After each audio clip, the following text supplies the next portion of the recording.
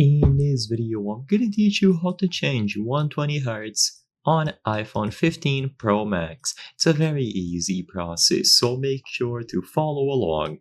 Most modern iPhone models, including the 15 Pro Max, support higher refresh rates. So in this video, I'm going to teach you the option that allows you to choose between low and high refresh rates. To set it to 120Hz, what you have to do is head over into the settings, and inside of the settings of your iPhone 15, go into the accessibility category. So usually it is going to be slightly close to the top.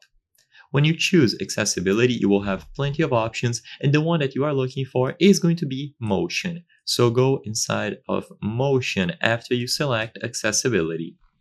Inside of motion, the last option is going to be limit frame rate. As you can tell by the name and of course the description, this is going to set the maximum frame rate of the display to 60 frames per second. So if this is enabled, the maximum refresh rate of the screen is going to be 60 Hz. If this is set to off, it will potentially go up to 120 Hz. Keep in mind that most modern iPhones do not allow you to lock it to 120 Hz at all times.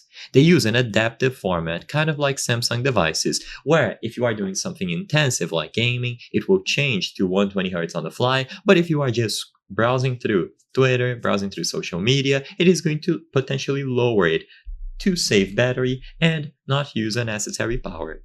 So to keep it simple, if you want to achieve the highest refresh rate possible to make the display feel extremely smooth, set it to off, so disable this option. However, if you don't mind using your phone at 60 Hz and you want to conserve battery life, set it to on. This way it will be locked at 60 Hz.